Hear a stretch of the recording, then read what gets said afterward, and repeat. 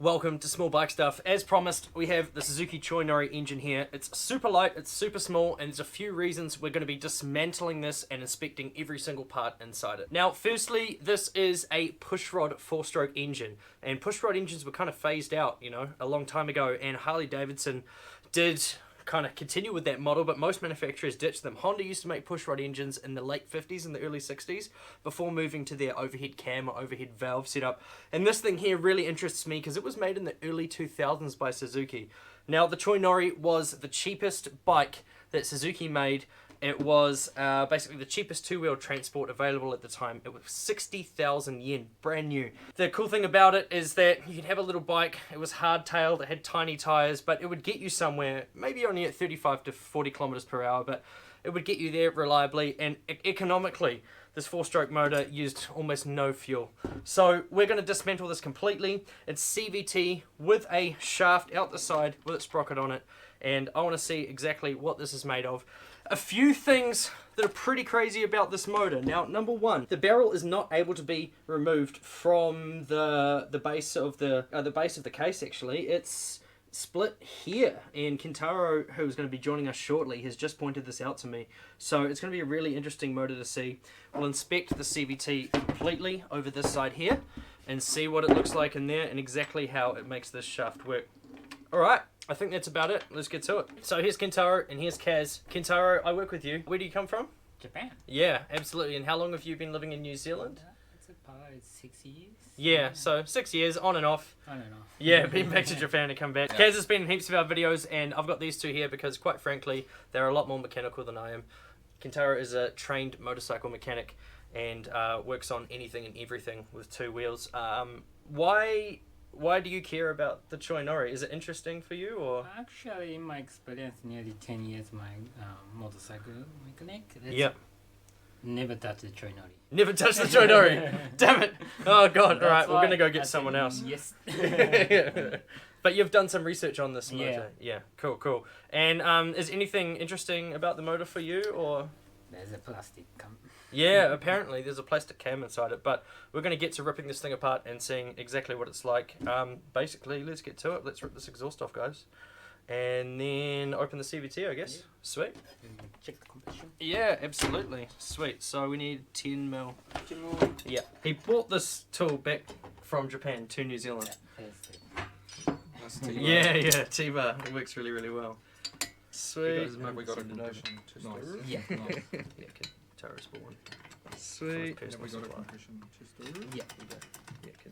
Tara's born. He's got all the gear and he has an idea. Look at that. Same as my Finger, yeah. It's tiny. That is seriously the smallest thing I've seen on a motorbike as far as exhaust ports go in a long time. And here is the muffler itself. Yeah. Which lots of flow on that one. Yeah, absolutely. Good trumpet. It does say on the side, Suzuki. It's rusted quite badly. Suzuki something. I imagine it's the part number.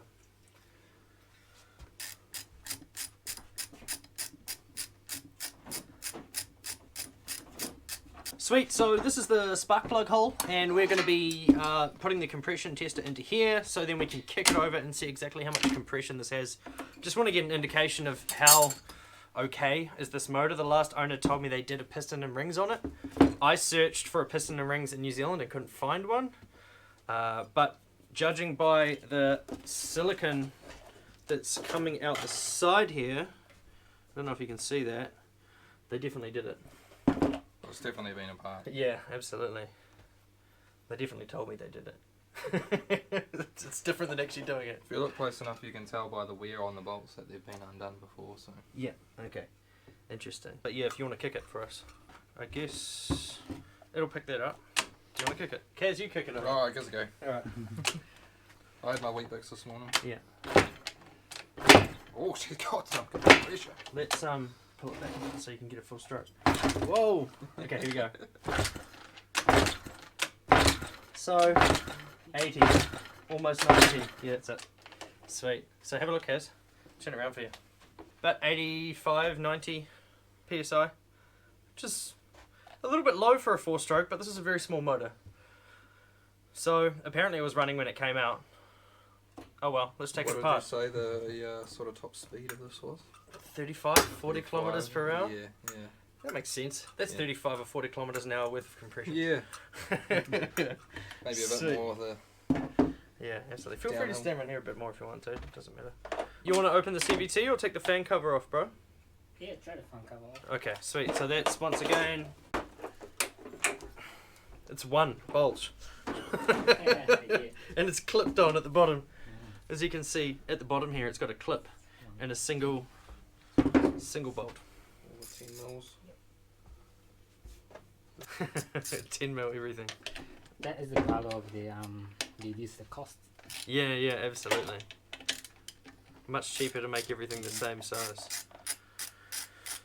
And this was only 60,000 yen brand new, so that's pretty impressive. That should just pop off. We have to take off that cover there. And don't need a flow wheel. Interesting. First Chinese part.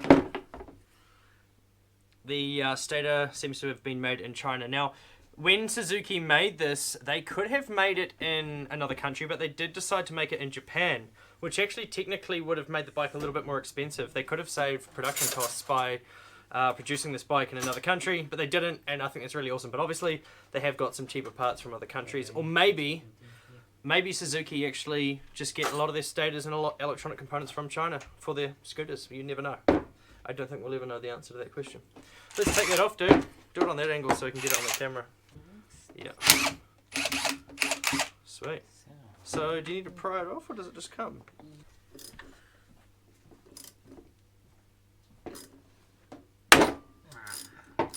Yay! Oh, yeah, it did. Yeah.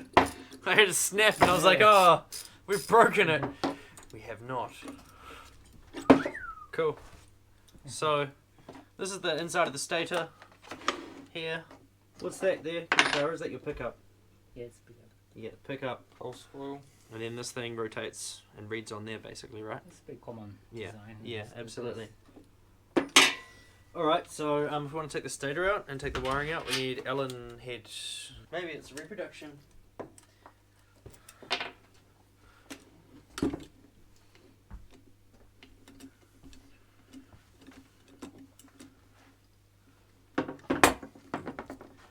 This looks like it's had almost no wear, and the bike's got 4 or 9,000 kilometers. It's got more than 1 kilometer on it, and this looks like it's got no kilometers on it, so we're not sure. Yeah. And there we go, stator and pickup assembly here, just like a normal stator and pickup assembly.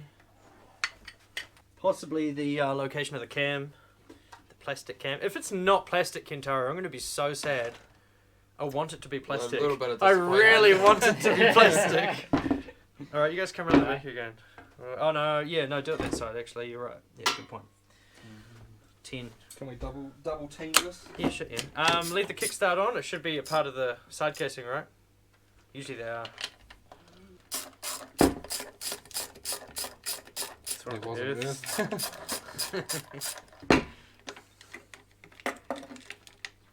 When you take something like your casing bolts off and you see, I'll put it in front of the camera shortly. A little crimp connector snapped off. It's a bad thing. Yeah. It's just going to fall off, Kento. Whoa! That's so, got it. That's so small. Alright, so here we have our CVT set up. You can see that is the smallest belt in the world. And yeah, that's the other side of the casing there. So that's your kickstart mechanism on the inside, which connects onto here. Yep. And roars the thing into life. There's no electric start on this bike, so that's it. And it's massive.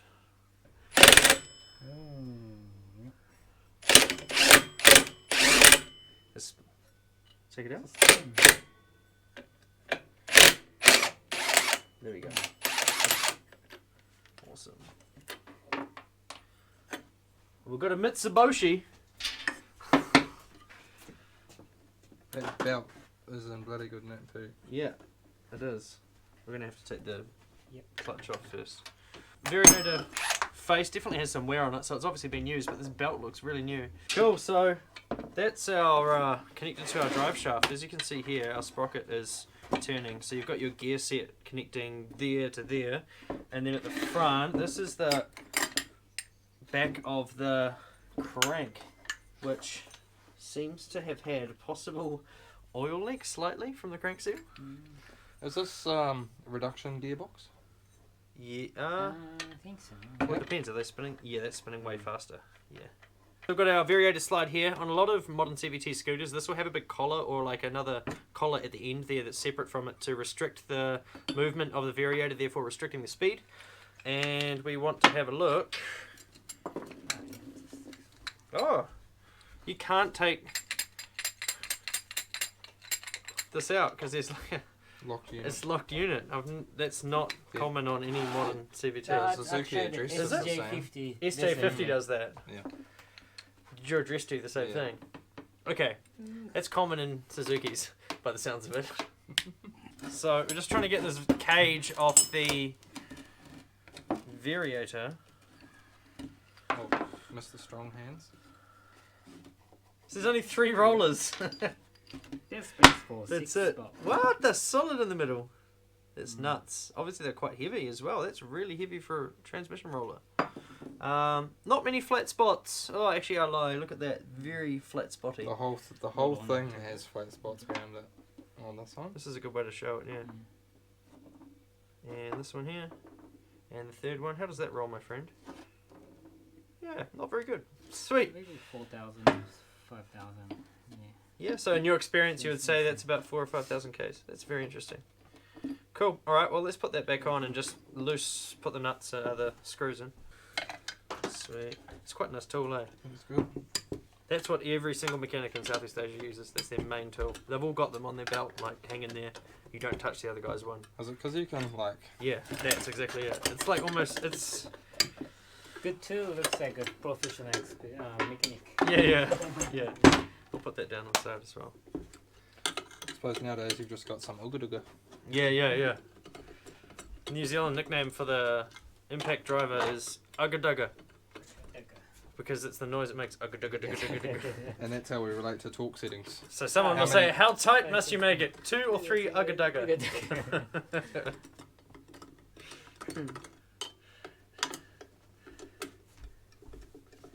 Cool. Okay. Alright, so... Who wants to... No, you do it, bro. Okay. I trust you. That's so easy.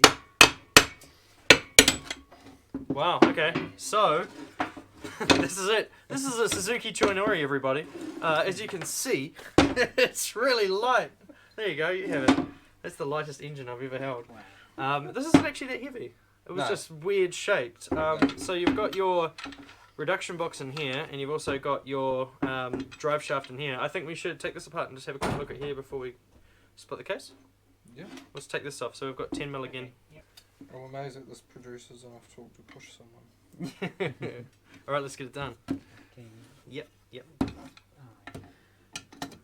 Cool. I think it's the oil in it. Yeah, I think so too. Kentaro has geniusly figured out that, of course, the bit with all the gears inside it probably has oil. So we're going to use the drain bolt here, I believe, and check. Cool. Then how much? It's clean. Very clean. That's clean hands. Yeah, it's like literally cleaner than my hands. Well, it was.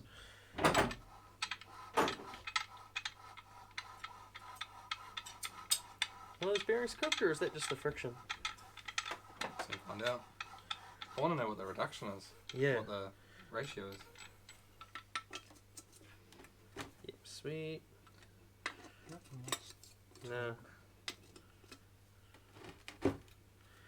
To me, this is... Like, I'm very impressed. Like, yes, it is the cheapest bike Suzuki has ever made. Come around the corner more, Kaz. You'll be out of the footage otherwise. It's the cheapest motor Suzuki has ever made, or the motor from the cheapest bike they've ever made. But they've obviously put a lot of thought into this to make it so compact and small. It's not like they've just had another engine laying around and they've been like, oh, let's do this. Put that engine into another bike and make it cheaper. It's no, let's design a whole new engine for this model only, and then retailers, they mustn't have made much money selling these, surely. A little O-ring in there, see? So, just can't see it. That's right. It's just always need the hammer control. Who hit this? The drive shaft. Seriously, it might come out. Do you think? Yep. Yeah.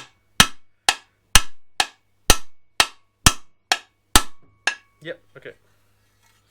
There's not much in there. Let's get rid of the oil, eh? So the gear oil has just been drained out, but this is the main drive shaft gear here. And as you can see from this side, it's connected, held in by a giant bearing. Bearing sounds a little bit worn. Yeah, there's a little bit of... But enough oil out of there. Let's get rid of this thing. Thank you. I got a rag. I've got a rag underneath it. So this is held on by nothing.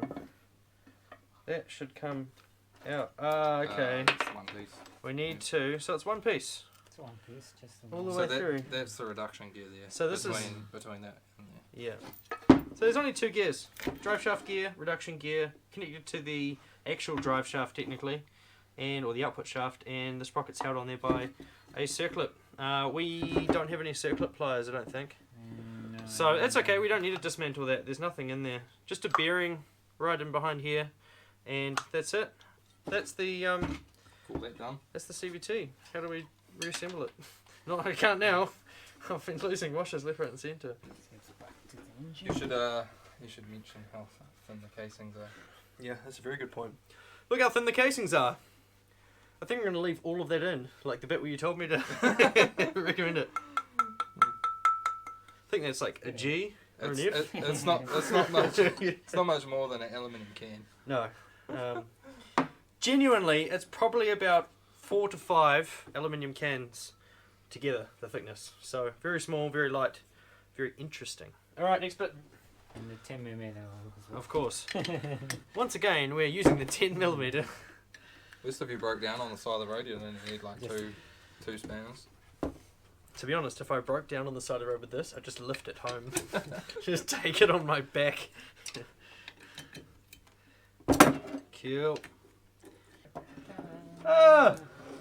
Twin valve, of course. It doesn't have one valve. You've got to have an inlet and an exhaust valve. And there they are. If we turn our crankshaft, we can get some movement happening for you. Maybe you can do it, yeah. So can you see that? How cool is that? So we've got the inlet up the top here, and the exhaust valve. No, wrong way around. Inlet up here. This is the exhaust. The exhaust up in the Yeah, it's bottom. upside down. And obviously, squeeze, bang, suck, push. or low, or something. A copper head gasket, or yeah, it's a head gasket in here, and this is the cylinder from about here downwards, which I think is super interesting. Cool. Can you see the push rod? Look at the size of the push rods. They're like The push rods are thinner than the inside of like a big pen, the white bit in the middle. Alright, let's do it. 10, 10, 10. That's 8. Oh, we've got to take... Well, now we're take getting the tricky. rockets off.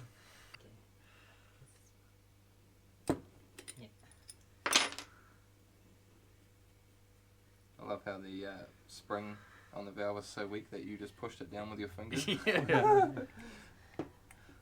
It's not usually possible, guys. It's really weak. Cool. Okay, I don't know what to do here, Kentaro. What do we do? Pull the pin out. Yeah.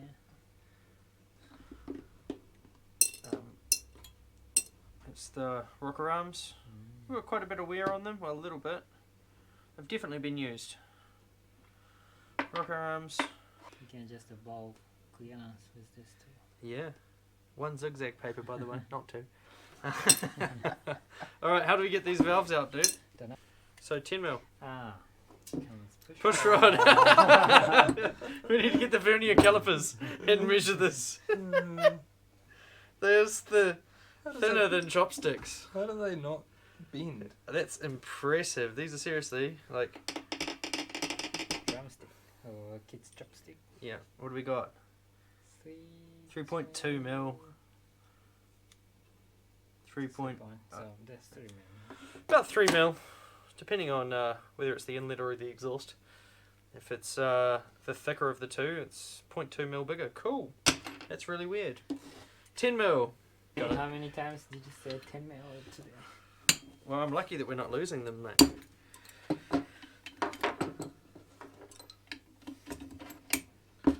That one was very loose.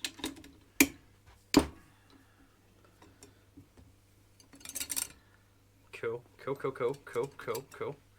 That's going right down into here, these threads, which the bottom 3 fins. I don't know if you're able to distinguish those, but yeah. Kaz is gone again. Oh. Am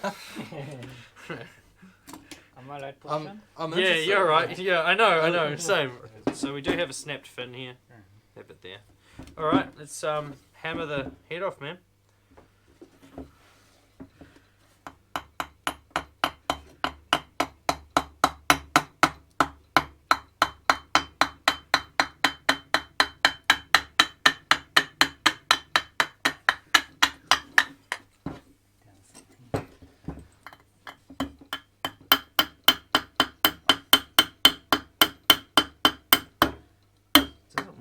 Come off. Is this any other bolts? No. Oh, here we go. Oh my gosh. That's tiny. Look at that. Seriously, look at that. That's 2 fingers. At the size of the valves. Yeah, they are very, very small. They're absolutely nuts. So I'll hold them together just so everyone can see. There you go. There you have it. That is the cylinder with the piston and the valve, the inlet valve. Kintaro, can you measure that? Yeah. 14.7 mils for the inlet, and the exhaust valve, about a pinky thick, 13.07, 13 mil. And the bore? Hold on, which way? This is the inlet. That's the exhaust. That's the exhaust. And that was the inlet. So yeah, you were right. Yep. And what's the bore? 34. 35. 35.7. Around about 35 mil for that bore there, which is very, very interesting. Should we get some treble on the bore? Kaz, I need your hands. Oh, there we go. Oh, yeah, I can push there. Yeah, do it in front of the camera. Yeah. That's how weak the valve springs are. Or strong, rather. I'm very impressed they're that small and thin. Yeah. Yeah, sweet. Cool. Okay, well, that's impressive. Are you ready? Oh, wrong angle. You get it. There we go. I did it with my hands. The springs I can completely compress with my fingers. And then we have our valves. Collets. We need to get the collets off. No, it should just come through. I'm fully thinking we try and do like a high horsepower Choinori motor. Yeah, that'd be cool someday. Absolutely. Some heavy duty valves. And That's not wanting to come out, that one. Just go. There we go. Cool. There we go. Head is disassembled. There's your holes for the valve. There's your spark plug socket on the outside and on the inside. And where it creates the bang in there. And like we said, 35mm piston. It's very, very, very impressive. Okay, let's get rid of these head parts without destroying them. Oh, and also there's quite a lot of carbon build up on the valve springs. I don't know if you can see it, so... Put an ultrasonic. Yeah, ultrasonic cleaner would do well. So, right now, we want to take the cylinder off, but you can't. Because there's a big box here that it's a part of. So, what do you reckon? This side first? Yeah, this side of it. Okay. And then you can see Yeah. plastic come. Sweet. So, we've got the drain bolt here. These are just all fasteners to hold the motor together. So, once again, Kintaro, can you get us a 10mm?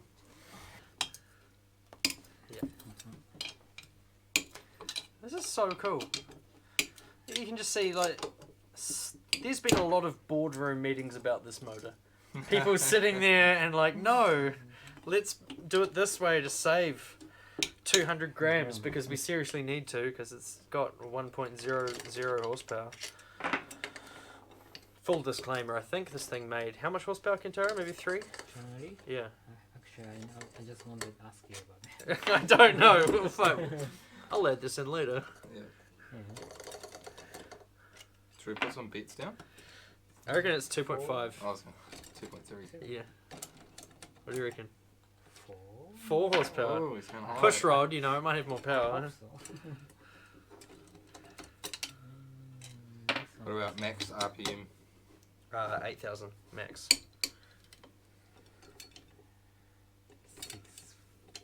Six- 65? 6,500, yeah. Because you said it. I'm gonna go 5. I'm gonna lowball. 5,000. Okay. There. Let's take the oil cap out. Just for, it's already falling apart. For good measure. Don't need that.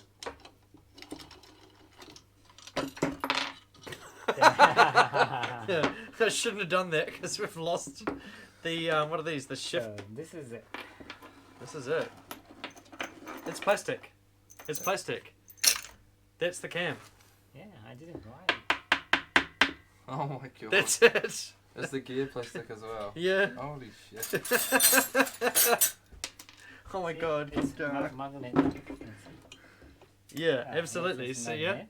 magnet. So, Now, would you like to pick this up? No, it's impossible. Yeah. Why is it impossible? Seriously, these are plastic. You've got the metal washer, or kind of, I guess, like pressure plate along the side here. Plastic. I don't know how to show this to you. This is plastic. Kintaro, that's a cam. Come around the back. Are you impressed or are you upset? Yeah. So that's it. This is the engine. You just, yep. That's it basically. You've got your crank gear here, which obviously provides the drive for the whole engine. And there's no oil screen in here like you see in some of the Honda motors that are a serviceable item, so you can kind of get some of the sludge out of the engine if it does build up. But this thing here has definitely seen a bit of use. You can see down here at the bottom that it's quite golden. It's definitely been used, but there's definitely been some parts that have been replaced on it too, and I'm getting oil everywhere. Usually with a motor like this, you'd split the case down the middle here, but with this motor, you split it horizontally, and we're going to do that now. So we have 1, 2, 3, 4 bolts. What size do you need? 10 mil. Sweet. Actually, those are 8. Ah! You want to get us a spare rag, Kintaro? Oh, I might just lay this down, actually. So when we first decided to take this engine apart, Kintaro joked, "Oh, I've heard it has some plastic parts." He'd always known that there was something plastic in there, and he wasn't wrong. Kaz is buzzing out over here. Maybe he'll come and show us what he's buzzing out about. What are you looking at? I'm trying to suss out some timing marks or how this actually...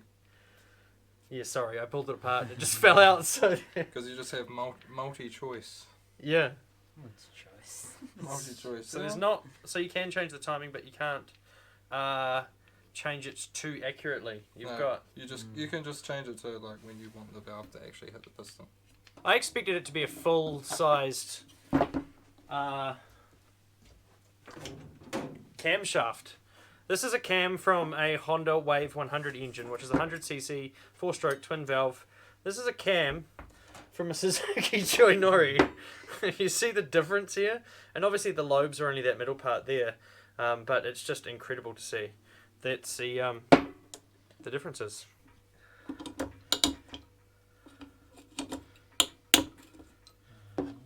Oh, I didn't see that one. I thought there was 2. There's 4.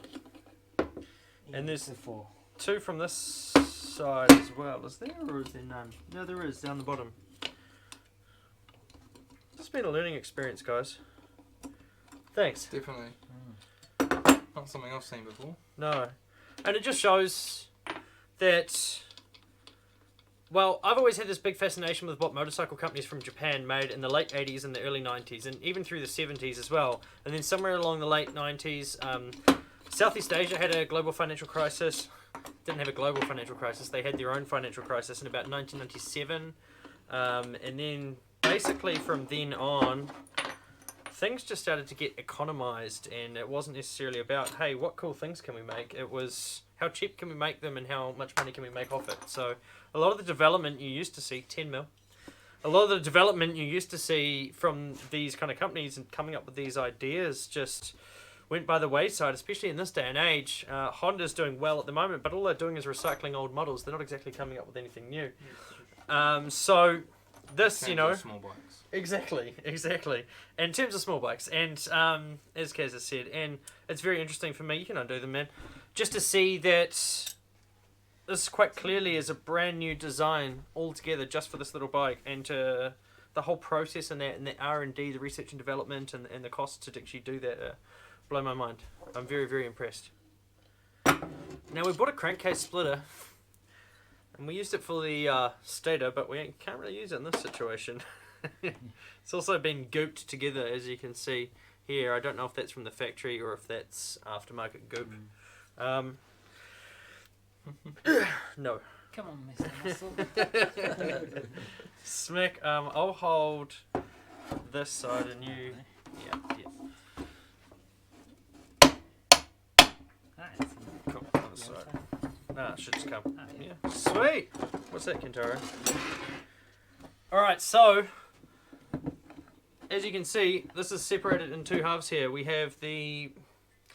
What is it, the bottom? The side? It's the bottom of the engine, I guess. We'll call it the sump. And that's that. Now, the thing I do want to show you before we split this apart... take the crank out. This is the sump. That's the oil sump right there, down the bottom in here, which I think is pretty nuts. It's got 300 ml oil capacity in the whole engine, and yeah, that's about it. The crank. I prepared a hammer. Yeah, no, you don't need it. Don't need it. There you go. So there we go. That is literally 2 fingers width, which is very accurate form of measurement. I'll have you know. There you go. There's the crank. Check the bearings out. What do you reckon? The piston was inside here. We've got the cylinder wall, and there's a little bit of scoring. The piston rings have supposedly been replaced in this at one point in its life, so it's very interesting to see the condition of it. How many rings we got there? 2 plus 2 rings oil plus ring. the oils, which we can see weren't installed correctly. They weren't installed correctly. No. Okay. Very interesting. It should be 120 degrees apart. So we have here, this is a fresh set of rings put on by the previous owner of the motorcycle, and unfortunately they haven't been installed correctly. Now, I wouldn't have known that when I took this apart. This is Kaz that's telling us this.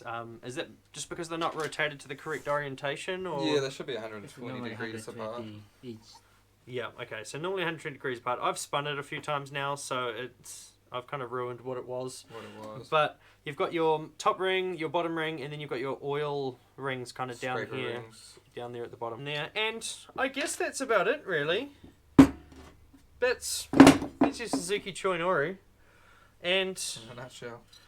that's what it looks like disassembled. This is the cheapest motorcycle, or cheapest tool of transport that Suzuki made, and I've been super impressed. Kaz, what's the thing that maybe that surprised you most about the whole engine assembly or disassembly? Everything? Everything. No, I really liked. I liked these. The push rods. Hold them up here so everyone can see. Yeah. The toothpicks. Yeah, absolutely. The tiny push rods. We've got a thinner one and a thicker one for the different valves, and that's pretty interesting. Push rod engines just don't exist except if it's a Harley Davidson, and that's because that's really old technology. But these guys have utilized it in a cool way. What about you? What's the most interesting or something for you? Is it for the point of the mechanic side? Yeah. It's everything can be done by myself. Yeah. Yeah. Very basic. Very basic. Yeah, And yeah. Doesn't need too much torque for even the cranks. Yeah, there was... you almost don't need a power tool to put this thing back together. You could just use a torque wrench and standard hand tools, which is really, really interesting. So, yeah, that's it. Where's the plastic camshaft? I want to show that one more time. I think it's maybe down there. For me, it was definitely the plastic camshaft, which is plastic and a camshaft. I mean, is there much more to say about that? As we know, and as I showed you, this is a standard cam here on a Honda 100cc engine, and this is a camshaft here for a Suzuki Choinori 50cc 4-stroke. Sorry for that. Yeah, that's very small. But incredible. For me, it's just amazing to see that they decided to build a bike from the ground up. Kaz has said a couple of things like, it almost looks like they've got a chainsaw engine and developed it into a motorcycle engine, but obviously most chainsaws are 2-strokes, so they've taken their inspiration from somewhere, I just don't know where. Lots of everywhere. I'd love to meet the engineers and the manufacturers that put this thing together. That would be very, very cool. Yeah, thanks guys. No worries. Yeah, sweet. And I'll have these guys both along for another video, I'm sure. Thank you for watching. Something a bit more technical for once. Couldn't have done it without these guys because I'm not very technical. But I'm getting there. And that's it. Thanks for watching Small Bike Stuff. We'll see you next time.